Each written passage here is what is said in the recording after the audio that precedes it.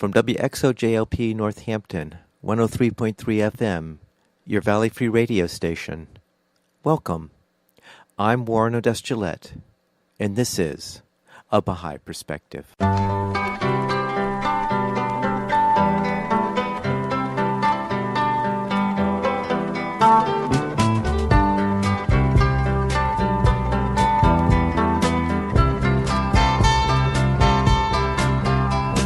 Welcome to A Baha'i Perspective. I recorded an interview with Neal McBride on October 1st, 2018. In this interview, Neal, who has been a Baha'i for many years, presents his insights on the Baha'i perspective on the state of the world. In this perspective, you'll be surprised that there is a positive aspect that gives hope to those who despair at the current affairs, particularly in this country at this time.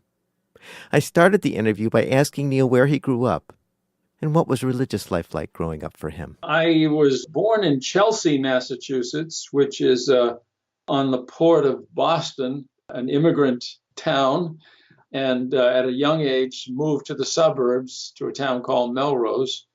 My father and his parents were Roman Catholic. My mother was Protestant, and as was required and was the custom at the time, she agreed to become Catholic, and we were raised as Roman Catholics, though that in itself, that decision, ultimately, I think, was quite influential in my life. Can you explain for me why that was the case? Yeah, I remember my mother expressing some discontent that she was forced to give up her own Protestant belief and become Catholic. I think she had some resentment about that. And ultimately, my parents had a very difficult marriage and were separated for 10 years during my adolescence. And they had some hostile times along the way. But I've always thought that one of the things that divided them was the fact that they weren't unified in that fundamental belief. What is your spiritual journey that led you to the Baha'i faith? Well, the family I came from was somewhat dysfunctional, lots of troubles, both of my brothers and each of my parents and myself to some degree. And so I found myself over time developing a kind of an appetite, a thirst to try to understand situations that I found myself in that were complex and confusing and whatnot. Of course, that started from the family that I grew up in, but it also has been a characteristic in my life as I find myself really wanting to understand what's going on, if you know what I mean. And that was especially true during the 60s and 70s when the events of the United States turned upside down and were even more chaotic and dramatic than what we're experiencing today. And so how was it that led you to the Baha'i faith? I was never in trouble as a young man, but I floundered a lot and eventually went through 4 undergraduate schools before graduating and was still trying to find my way in the world. I ended up in graduate school at UMass, having finished an undergraduate degree in political science and was working on graduate degrees in education. But I found myself wandering outside the formal curriculum and reading political philosophy and some social philosophy and whatnot. And at that time, I was then, through people in the School of Education, and particularly my advisor, became introduced to the Baha'i faith. Initially, I had absolutely no appetite. That was a very political era, and my inquiry had always been in quasi-political pathways to belief and faith for social reform and social justice. But over time, as I found less hopefulness in those avenues, I ended up looking at the Baha'i faith. And it took me on and off a cautious 4 years before after I really started to look at it very seriously and ultimately saw the truth that I was looking for. So it was sort of a continuous association with the Baha'is that sort of turned your perspective around from a political one to a spiritual one? Yeah, it was partly the association with the Baha'is. They were good people, but I'd have to say, in all candor, they weren't so distinctive that it was them or their behavior, but rather the literature that they introduced me to. I became aware of Baha'i books and Baha'i spiritual fundamentals and social teachings and spiritual teachings and read. And as I started to read, that was really very much the decisive factor. There was one book in particular that at that time I read. The world had gone through, in the United States anyway, great turmoil over issues of racism and racial injustice. And I came across and read a book called The Advent of Divine Justice.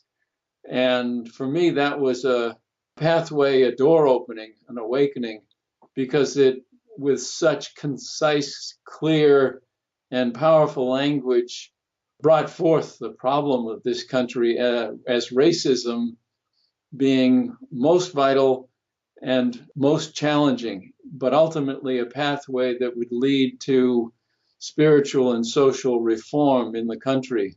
And I came to understand racism and ultimately racial unity and racial amity from my own assessment as being the touchstone of the soul of the country. That was the place where, if one investigated with pure heart as much as possible and a true intent and sincerity, one could find the inner focal point to reveal the balancing fulcrum for a very chaotic country at that time, and of course, equally chaotic in many ways now. So I'm speaking with Neal McBride, a Baha'i for many years, who's going to share with us his thoughts on a Baha'i perspective on the current state of affairs in the world. Now, Neal, a mutual friend of ours told me that you had an excellent talk on this subject, on the state of affairs in the world, and she recommended that you share your thoughts on this program so that more could hear this perspective.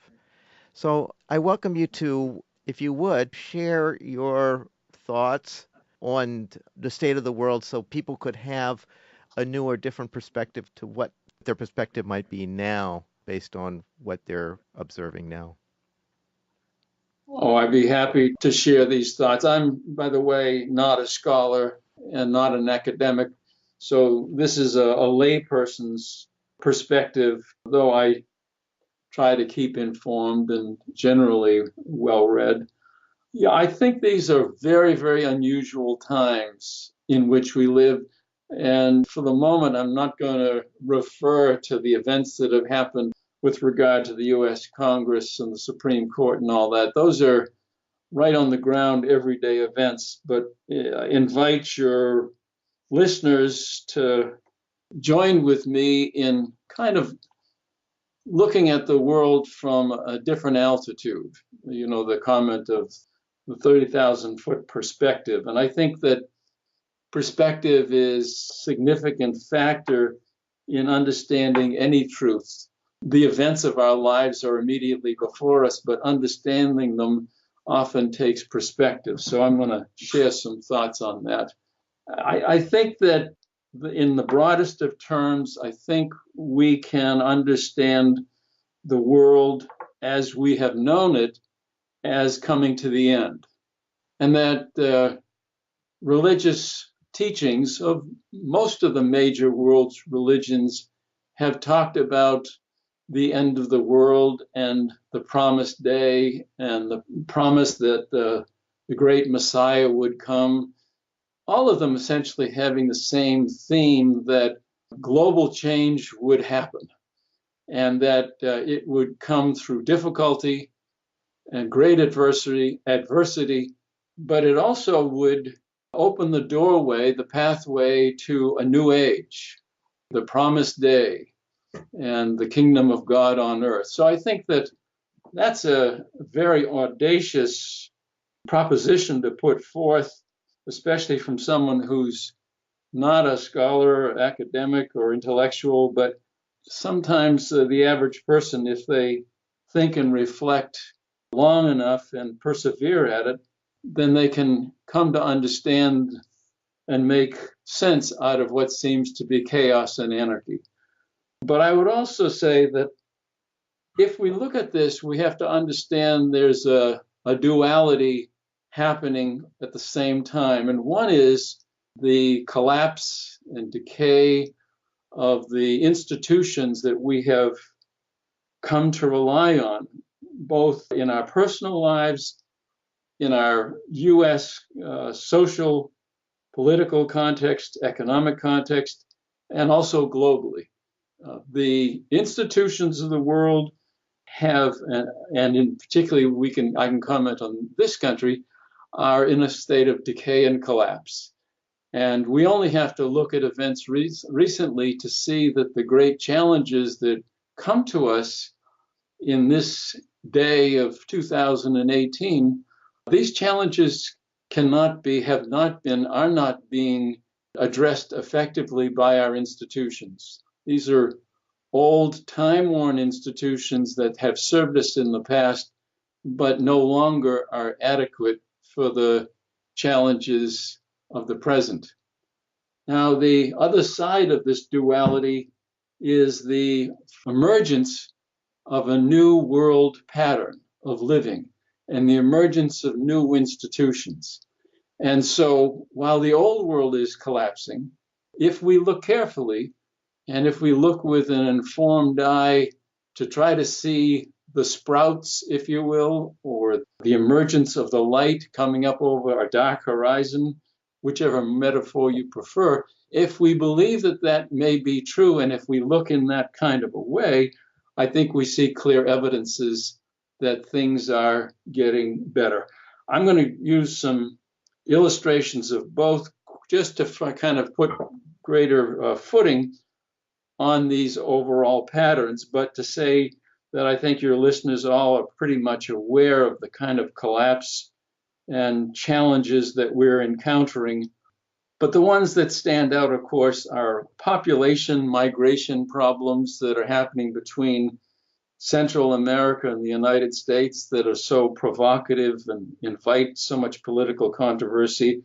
Migration patterns between Africa and Europe and across the Mediterranean and other parts of the globe. This is a challenge that's beyond the national form of government that we have, and it demands us to think beyond that kind of a structure.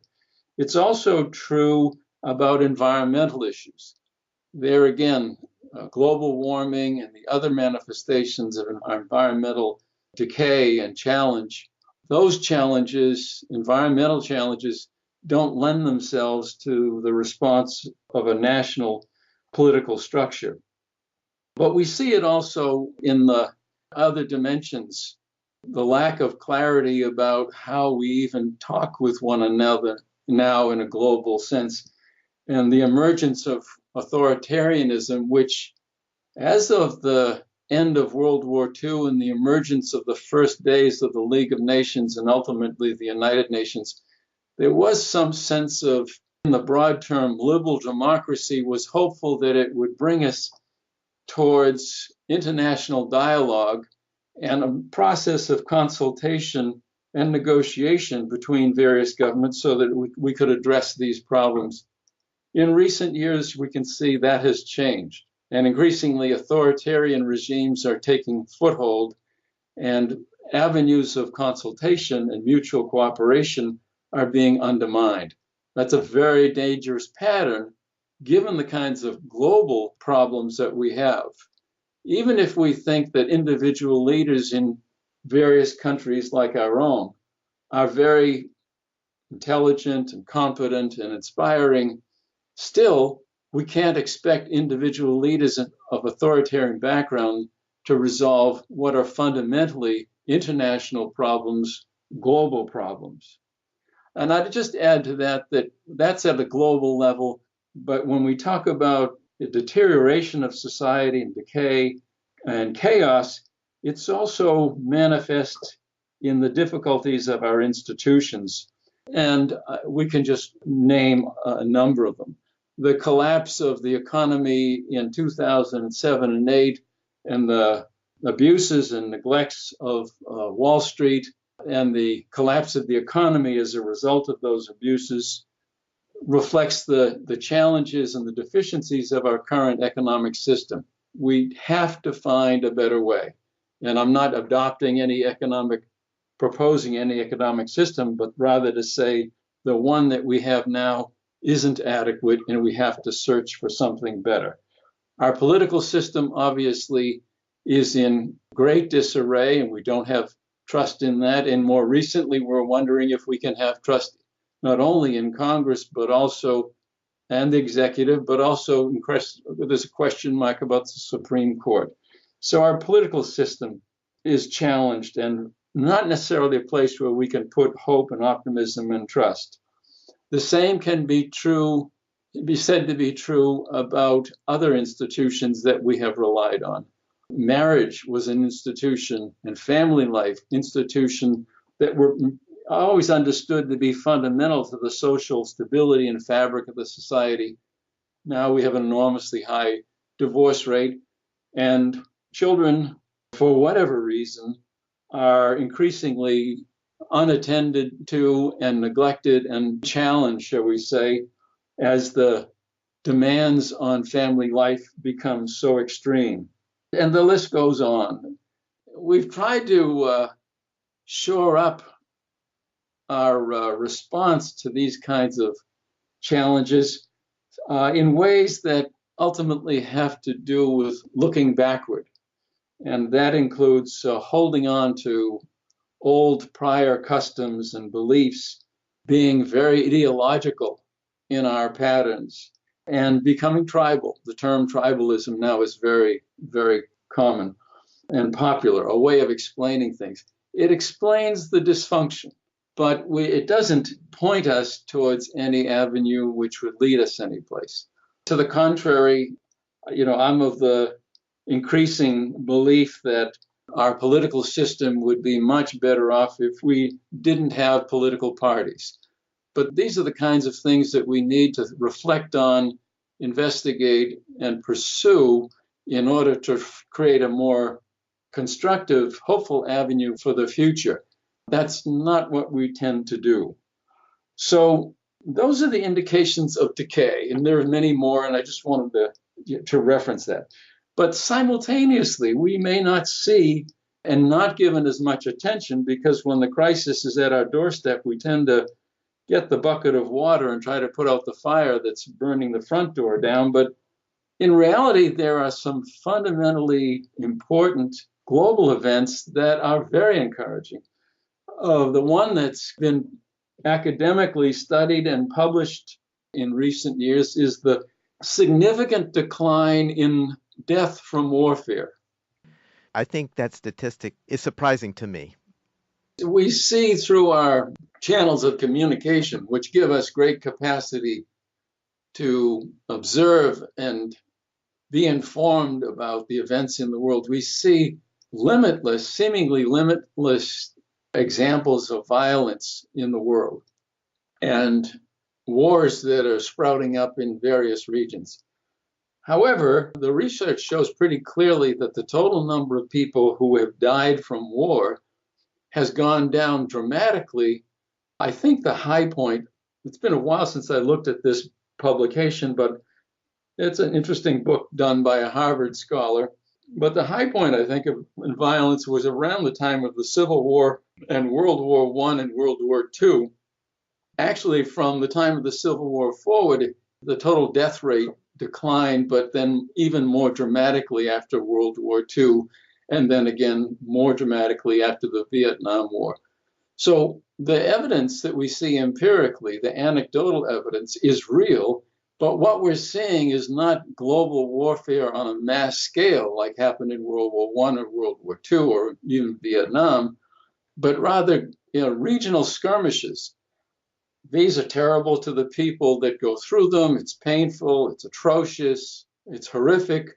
But in terms of some 30,000-foot perspective, death from warfare is going down dramatically. And that can only be understood to be a good thing. Another example is the significant decline in the number of diseases that people die from and the total number of people that are dying from disease. And that has improved dramatically in the past couple of decades. Yeah, I mean, typhoid is probably a perfect example. In this country, in the turn of the 19th to the 20th century, typhoid was a problem, and now it's practically eradicated.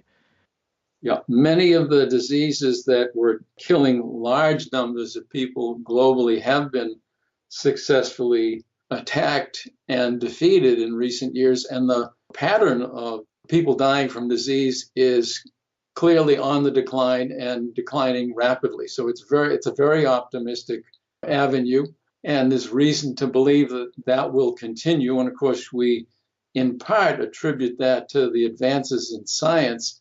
But in reality, some of that decline is also the benefit of communication and transportation and other increases in resource that are critical towards life as a functioning, effective global community.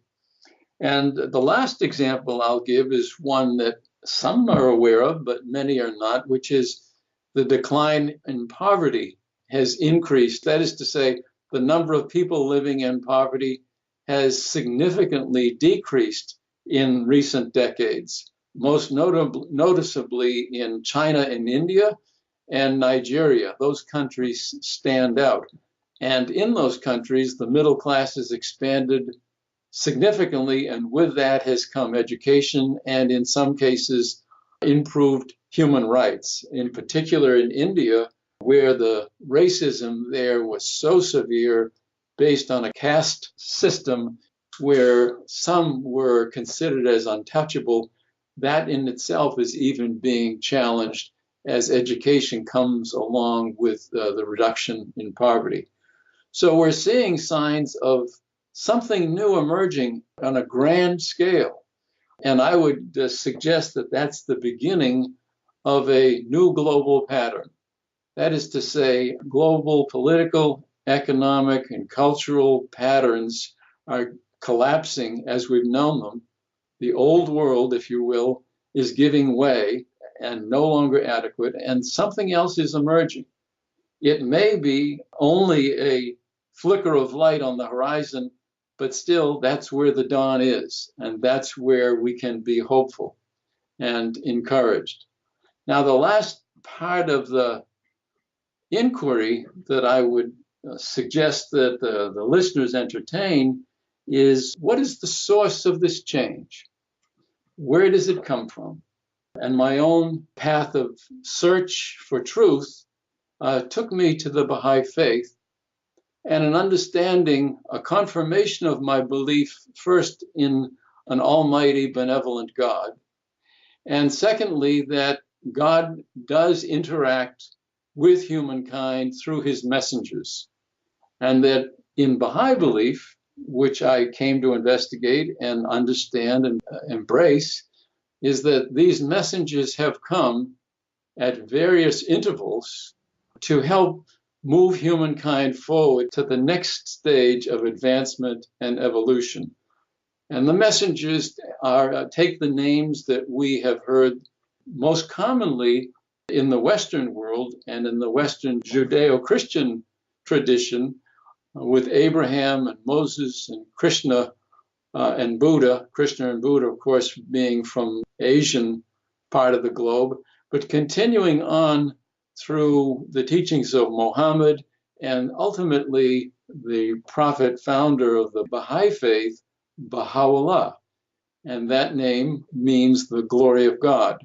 And it's this process of unfolding revolution that becomes an insight into God's intent for us, which is to say, God brought us onto this planet because in his infinite wisdom, he loved us and decided that it would be essential that humankind live on this planet ultimately as one people and in peace and harmony in an ever advancing civilization.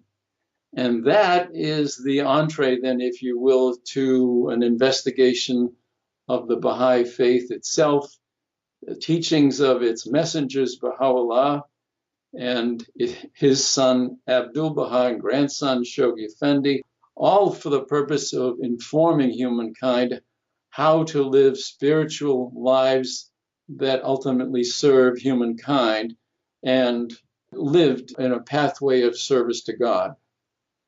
Now, one aspect in regards, and you used the word revolution, which I thought was interesting because as each of those messengers have, for example, Jesus, Muhammad, these instances, there had been a rebirth in the civilization, which implies that there is some spiritual force that's released when these messengers appear. Like, for instance, in the case of Muhammad, he transformed an Arab culture from a very primitive one to a very scientific and culturally effective one that eventually spread to Europe and took the Europe out of the Dark Ages. So there's this force that seems to occur. And I think you were sort of implying that when you said, well, these advances, decline, people dying in disease, the increase in the standard of living of people, these positive things that are happening are associated with the force in the revelation of a new messenger of God. And in this instance, we're referring to the messenger Baha'u'llah who came in 1863. Thank you. That was very articulately expressed and I think very helpful to the story that we're trying to share. Baha'u'llah came and the essence of his revelation, and yes, we can think of it as a revolution because the magnitude of change that occurs and is occurring is of such size and scope that it's revolutionary. Revolutionary, when we hear that term, we think of violence, of disturbances on the street and warfare. But I suggest that there's another way to think of it, which is, yes, with revolutionary change, there's lots of turbulence, but the essence of it is that it's fundamental in nature. The change is fundamental, not just superficial. And it's a change in the basic order of things rather than the day-to-day affairs of the society. Baha'u'llah came with a revelation, like all of the messengers of God, that contained two essential elements. One was social teachings, and the other was spiritual teachings. We understand that a faith religion, if it's true, if it is founded by one of the messengers of God and inspired by his will, a faith religion has the component of being practical in that it manifests itself in social teachings and in institutions, which the Baha'i faith has, and principles and laws and whatnot, all the mechanisms that go towards having society function and move forward in a reasonably orderly and a patterned, structured way. All of these religions also have a mystical side. Mystical in the sense that it refers to a, if you will, a God-born force, energy, spirit, and that's what we in religious tradition think of. We say it's the spirit of God. That spirit inspires, and ultimately these religions are mystic in character, which is to say that we can understand them in a rational way and we can adopt those teachings that will inform us on how to be Baha'i and how to be Christians and how to be followers of Islam. But ultimately, the change that will occur is going to be fundamentally mystic in character, which is to say, it's the will of God. And once we come to investigate that and believe its truth, then we try to align our will with those teachings because we ultimately want to try to bring forth in service to humanity and service to God that which he hath willed. That's part of the fundamental character of the Baha'i faith and all religions. I became aware of the faith and touched by it and impacted by it by reading its writings. And so I want to refer to that pathway and first say that as Baha'is, we believe that every individual has the right and obligation to investigate truth themselves independently, not influenced unduly by anybody else. So we Baha'is share generously and with love, hopefully, and wisdom, the teachings of Baha'u'llah. But ultimately, it's for the seeker to investigate all truth and find what they believe in themselves and where they place their faith. So I became aware of and read the Baha'i writings and learned, among other things, there's a teaching in Baha'i faith which says that man's reality is his thought. And it's something that didn't take great hold of me when I was first a Baha'i, but as the longer I've been a Baha'i, which has been now close to 40 years, the more it seems to me that that teaching is profound. Man's reality is his thought. What we think then ultimately dictates and determines how we live and what kind of a life we create and what kind of a society we create and what kind of a world we create. That is to say, God gives us the tools, his teachings through his messengers and through the writings of those messengers, the Bible as an example through Christianity, and the various Baha'i books that Baha'u'llah wrote during the course of his life, which there are many, many. With these teachings, we become exposed to the Word of God, which is to say we become exposed to what it is that he would have us do and what we need to know, and we become informed. In the case of Baha'u'llah, in this day and age, we have the unique, very special circumstance that during the course of his life, he wrote with his own pen. His faith originated in 1844, but throughout his life, he wrote many books and tablets in his own pen or written by his amenasis, secretary, if you will, which he authenticated. These teachings and these books have been published in many languages of the world and are available for all literate people to read on their own, to be self-informed and self-instructed, to investigate the truth on our own. So I read these teachings and understood over time the importance of the Word of God and its power. And another of the teachings of Baha'u'llah is that every word has a spirit. So when we read Baha'i writings, when I read Baha'i writings, I know it informs my intellect. And so I try to reflect on these and give due consideration to what it says. But I also try to meditate on the spirit that's conveyed in these writings, because the spirit informs the heart. There's a place in Baha'u'llah's writings, many places actually, but it's actually affirmed in a book called Paris Talks by his son Abdul Baha, where he says that the highest form of expression that a person can engage with is through the rational mind. But then subsequently, in the following tablet, Abdul Baha says, but the heart, knowledge through the heart, is the more confirming way of knowing truth. So even when you inform the mind, a deeper place to go is in the heart. Well, this is what we find in the writings of Baha'u'llah, which is the ability to gain knowledge of both mind and heart, which is to say that we can connect ourselves in love with Almighty God and are given a vehicle, his writings, to use to bond that connection, and his prayers in order to commune with him, and his meditations in order to reflect on that which he said. And at the same time, we give full credence to the rational mind and say the individual needs to study this on his own. Well, what is it we're studying?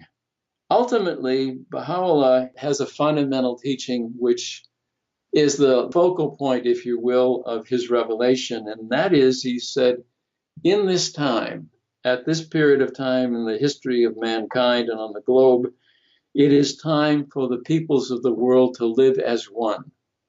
That is, the fundamental truth of the oneness of humankind has been proclaimed, and it is viable and possible this time in the 21st century to actually live that way.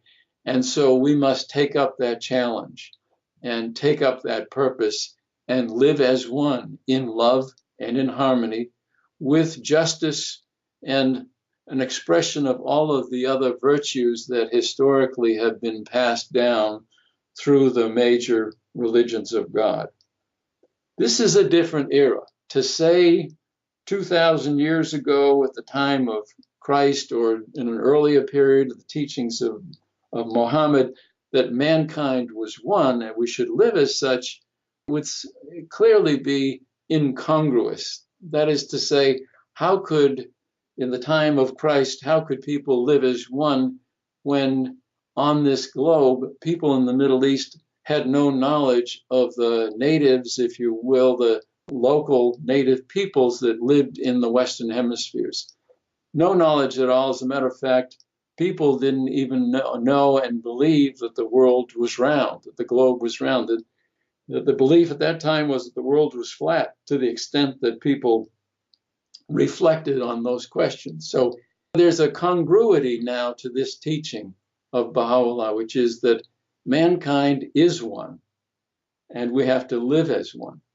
Now, I'm going to bring you full circle, if you will, on my own quest to say that in this day, to entertain the idea that mankind is one and that we are one family may seem a bit ridiculous because the family is in such chaos, dysfunction, violence, confusion, prejudice, all of those things.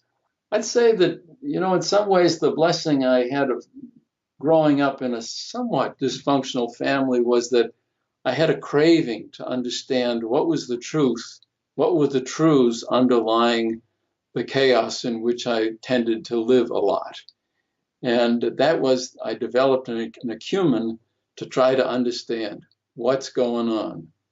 And that's been with me all my life. And it's that kind of curiosity and drive for understanding that I suggest in some form we all need to have now, because these are very confusing times.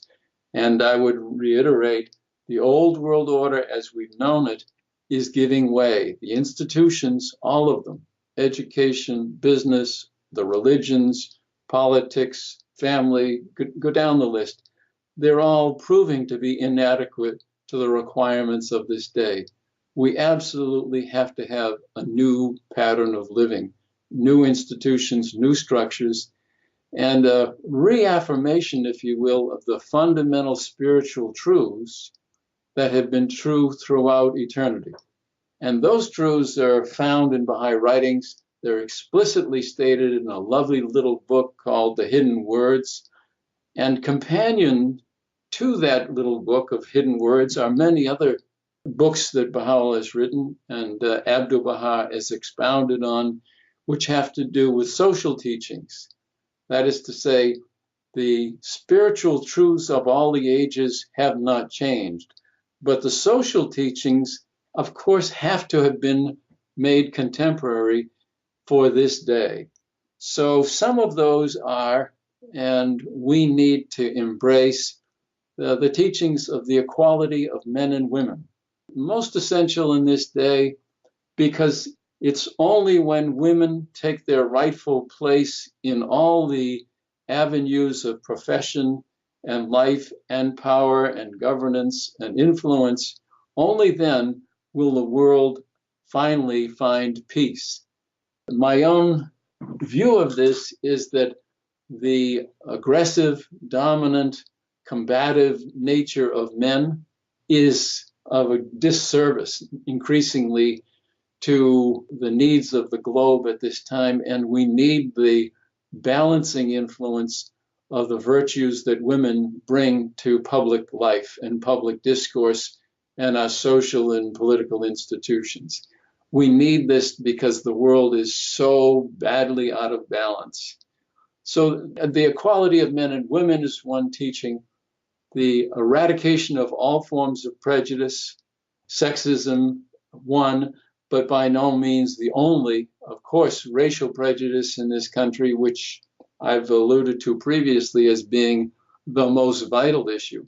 And that's a discussion specifically deserving attention at another time, but it is most vital. And other social teachings having to do with an economy that is spiritually grounded and just and equitable, unlike the economy that we have now in this country. And many other social teachings that have to do with trying to bring forth a nurturing, loving, supportive social system, and also instilling in individuals the sense of responsibility and the capacity to live independent and self-reliant lives. These are the challenges that we need to take up, and the Baha'i faith is a bountiful source of knowledge and inspiration in order for us to follow such a pathway. I'm speaking with Neal McBride, a Baha'i for many years, who's been sharing with us his thoughts on the Baha'i perspective on the current state of affairs in the world. And Neal, I just want to say that I am imagining those listening to this broadcast are people that only see the world from the point of view of its dysfunction, and that they really have no hope because what they're seeing is, as you described, the dysfunction getting worse and worse, and people are saying, "I can't believe it could get any worse," and then it gets worse. And so there's this hopelessness that a person can actually have as their perspective. And I think what you bring forth with the Baha'i teachings is that really the Baha'i faith is bringing forth a hopeful message. The best way that I can respond is to say that first, I think it takes great courage for a person to choose to lift themselves out of the position that they're currently in and step forward and investigate the possibility of a hopeful truth, a truth in which one can place one's total faith. That takes courage because in so doing, the risk is that there where one would walk and investigate and become hopeful, all too often, undoubtedly, many people have had their hopes dashed. And it's harder to have your hopes dashed than it is to just hunker down and just kind of survive and be independent. So I don't make light at all of the challenge of being hopeful and pursuing the path of hope, because ultimately it's a path towards faith. But that has to be earned, unfortunately. Baha'u'llah doesn't give us all of this without us striving to find him, if you will, and find his teachings and embrace his faith. But I'll tell you a story.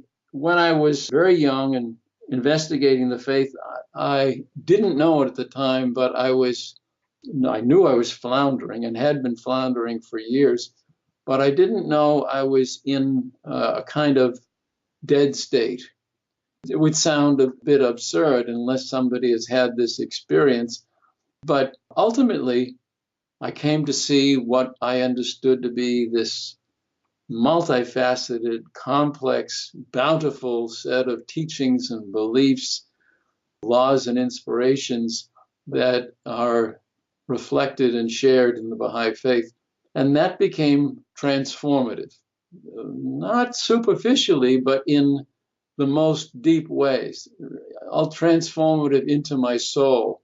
And it was then 40 years later of pursuing the teachings of the faith that I understood the boundless bounty of this, that I couldn't experience all of the blessing of the faith all at once, that it had to unfold over time as I grew and developed and strived to try to understand and apply these teachings. But there was that moment when I understood that I had left hopelessness behind and became a person of hope and faith.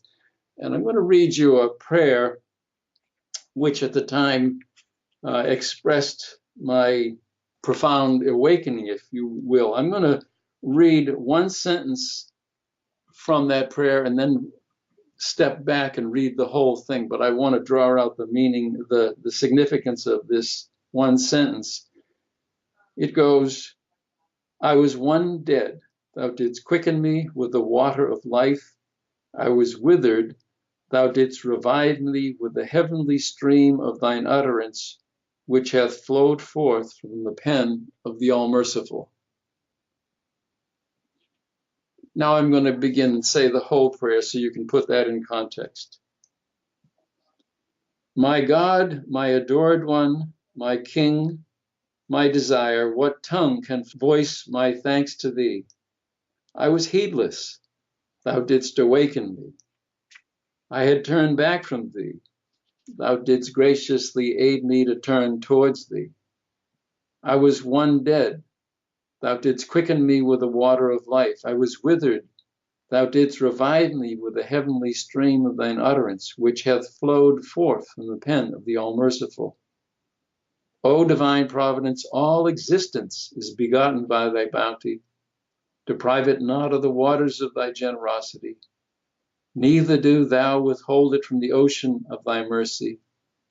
I beseech thee to aid and assist me at all times and under all conditions, and seek from the heaven of thy grace thine ancient favor. Thou art in truth the Lord of bounty and the sovereign of the kingdom of eternity. So, Neal, thank you so much for sharing your thoughts on the Baha'i perspective on the state of the world and how people could actually acquire a positive outlook about where the world may go. Thank you so much. It was my pleasure, truly. Thank you, Warren. I hope you enjoyed that interview with Neal McBride, a longtime Baha'i who provided unique insights from a Baha'i perspective on the state of the affairs in this country as well as globally.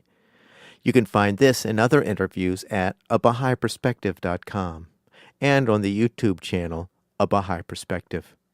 You can also subscribe to the podcast on iTunes by searching for A Baha'i Perspective. For information specifically on the Baha'i Faith, you can go to the website baha'i.org, or you can call the toll-free number 1-800-22-UNITE. I hope you'll join me next time on A Baha'i Perspective.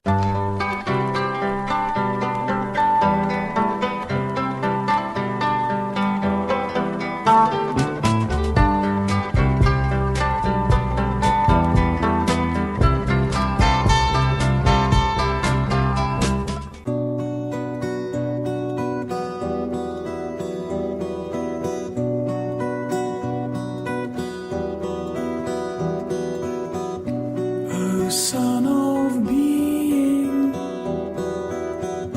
thou art my lamp,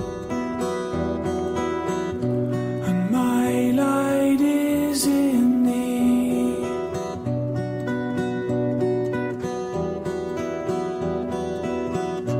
O Son of being, thou art my lamp, and my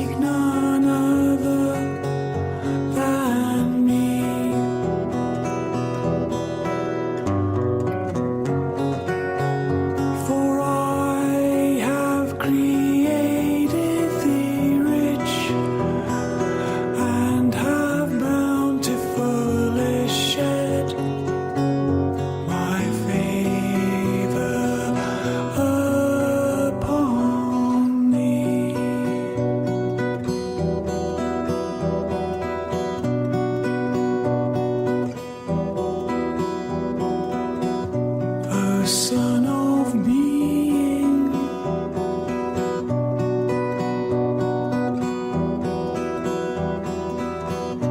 a son of being,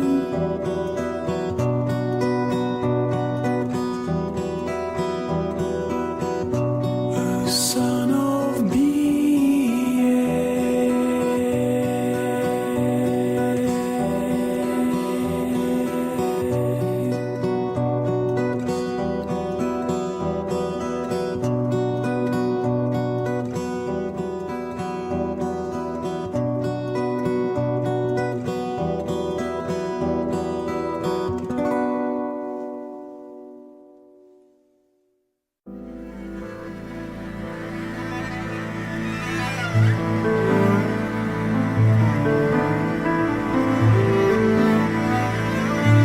Night is long, days are disaster. Gotta move on, gotta be strong. It is not long till the hereafter, when life goes on and we move on.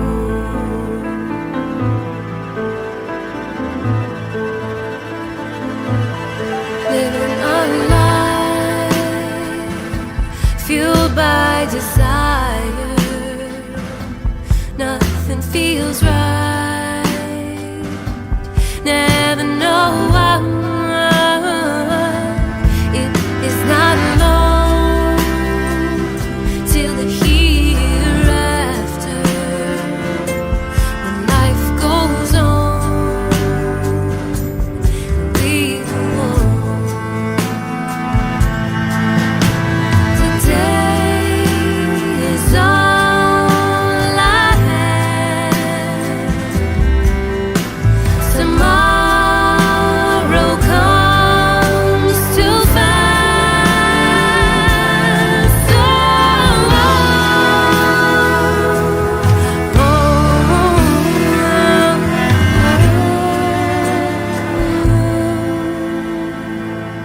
finding our way towards something better, loving each day before it's too late. It is not long till the hereafter, when life goes on and we move on. We move on and on and on. We move on. We move on and on and on. We move on and on and on. We're moving on, moving on and on and on. Moving on, moving on and on and on and on and on.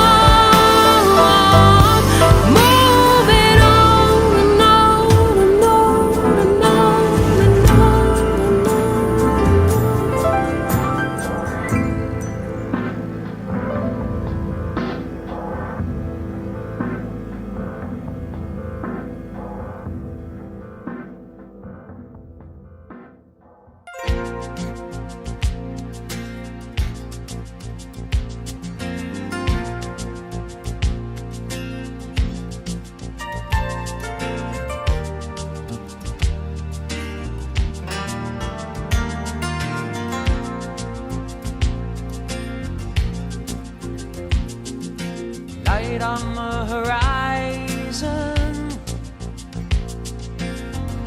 off starboard bow. Feel the spirit rising, hear the mighty shout. Oh, watch the whole creation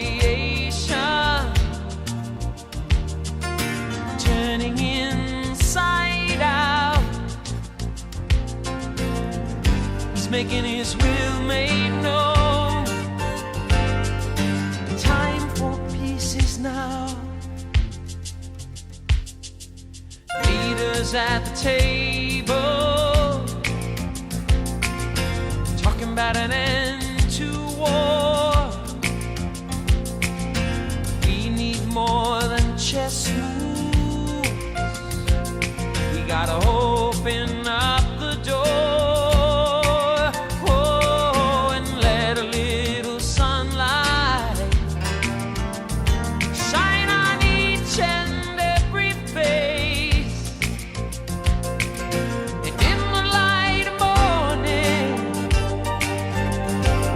let that bless the human race, singing we are one family. We are too close not to let it be. We are sisters and brothers, a coat of many colors, you and me. Feel the expectation, all the world around. Everyone is waiting to hear the joyful sound, oh, of all the nations singing, singing out in harmony. There's a new world in the making. Won't you sing along with me? We are one family. We are too close not to let it be. We are sisters and brothers, a coat of many colors, you and me. Shout it from the mountaintop, sail it on the breeze. The only way we're gonna have peace is when we come to see. We are one family. We are too close not to let it be. We are sisters and brothers, a coat of many colors. We are one family. We are too close not to let it be. We are sisters and brothers, a coat of many colors. We are one family. Oh, we are too close not to let it be. We are sisters. This is WXOJLP Northampton, 103.3 FM, your Valley Free radio station, streaming at www.valleyfreeradio.org.